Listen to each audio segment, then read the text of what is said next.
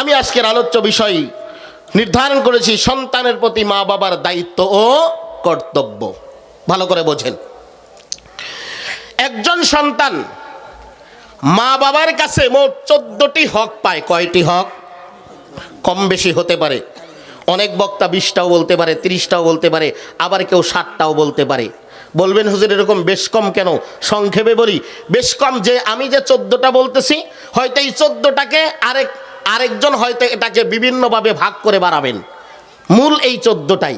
আবার যে সংক্ষেপ করবেন 60টা, হয়তো 14টাকে এই 60টার মধ্যে ঢুকাইয়া 2টাকে মিলে একটা করবেন, এরকম করে অনেক সময় করা হয়। বাকি মৌলিকভাবে যদি আমি হক খেয়াল করি, হিসাব করি, তাহলে আমার কাছে আমি মা আমি বাবা হিসাবে আমার সন্তান আমার কাছে মোট 14টা হক পায়। কয়টা হক পায়? মা বাবা হিসাবে সন্তানের প্রতি 14টা করণীয়। মনে থাকবে কয়টা করণীয়?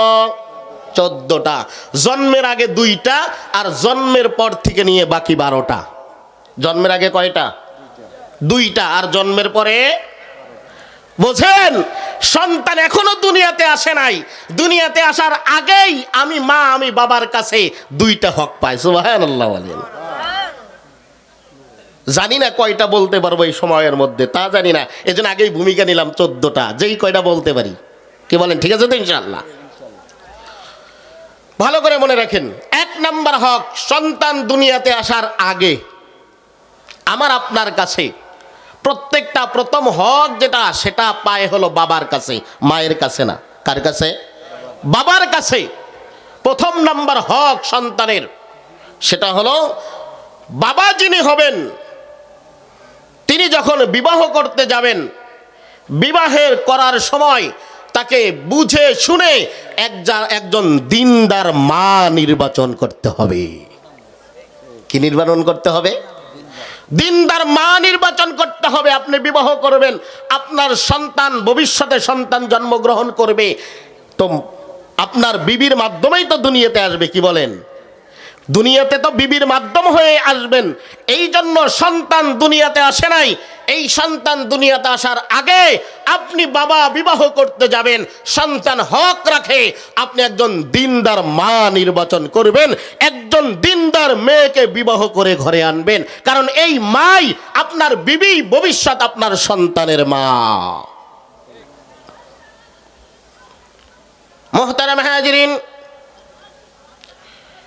একজন দিনদার মা নির্বাচন করতে হবে কেন? কারণ হলো আগামী দিন আপনার সন্তান দুনিয়াতে আসার অন্যতম মাধ্যম হলেন মা। মা যেমন হবে আপনার সন্তানটাও তেমনই হবে। গাছ যেমন লাগাবেন ফল তো তেমনই হবে।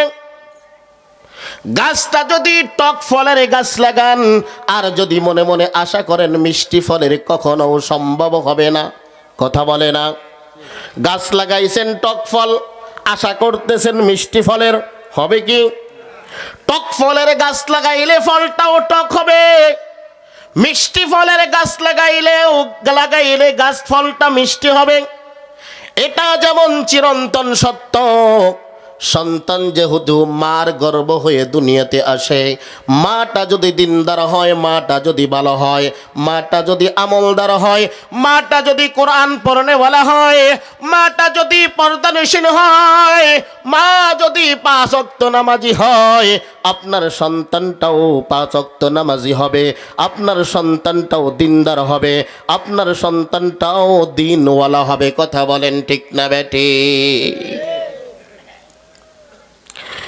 এই জন্য মুহতারাম হাজিরিন, 1 নাম্বার হক হলো সন্তানের দিনদার মা নির্বাচন করতে হবে।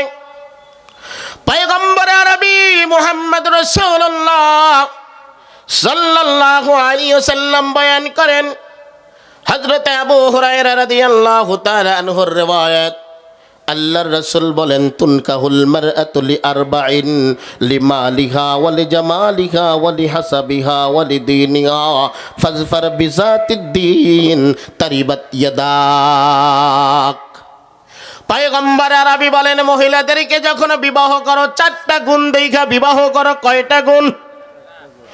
এ বৃদ্ধ বাবাজিরা, ছেলে বিবাহ করাইবা, মেয়ে দেখতে যাইবা, 4টা গুণ ভালো করে দেখবা। নাম্বার গুণ হলো মেয়ে বিবাহ করানোর আগে, ছেলেকে বিবাহ করানোর আগে মেয়ের মধ্যে এক নাম্বার গুণ দেখবা লিমালিহা, মেয়ের বাবার সম্পদ আছে কিনা, মেয়ের বাবার সম্পদ আছে কিনা এক নাম্বার গুণ। বলে হুজুর মেয়ের বাবার সম্পদ দিয়ে আমার লাভ কি, মেয়ের বাবার সম্পদ দিয়ে আমার ছেলের কি লাভ? বলে লাভ তো আছে, কোনো না কোনো সময় এই ছেলেটা যদি, শ্বশুরের যদি সম্পদ থাকে, ছেলেটা যদি কখনো বিপদে পড়ে যায়, শ্বশুর বাড়ি থেকে অর্থনৈতিক কিছুটা হলেও হেল্প পাবে, সহযোগিতা পাবে। কথা বলে না? সম্পদ এই জন্য দেখতে বলে নাই যে 5 লক্ষ টাকা মেয়ের বাড়ি থেকে ডিমান্ড নেবেন, এই জন্য নয়। বরং ছেলে যদি বিপদে পড়ে, মেয়ের জামাই যদি বিপদে পড়ে, শ্বশুর বাড়ি থেকে যেন বিপদ থেকে উদ্ধার হওয়ার জন্য করজে হাসানা হলেও সহযোগিতা পায়, আবার ডিমান্ড নেওয়ার জন্য নয়। এক নাম্বার গুণ হলো লিমালিহা, মেয়ের সম্পদ দেখবেন। 2 নাম্বার হলো ওয়ালি জামালিহা, মেয়ের সৌন্দর্য দেখবেন। সৌন্দর্য দেখে ছেলেকে বিবাহ করাবেন। ও যুবক, সুন্দর দেখে বিবাহ করবে, এটা দোষের কিছু নয়, এটা হাদিসের বর্ণনা। কারণ তোমার বিবিটা যদি সুন্দর হয়, তোমার বিবির চেহারা দেখে যদি তোমার অন্তরটা খুশি হয়ে যায়, তাহলে তুমি পর নারীর দিকে তাকাবা না, অন্য নারীর দিকে তোমার চোখ যাবে না, চোখের জিনা হবে না।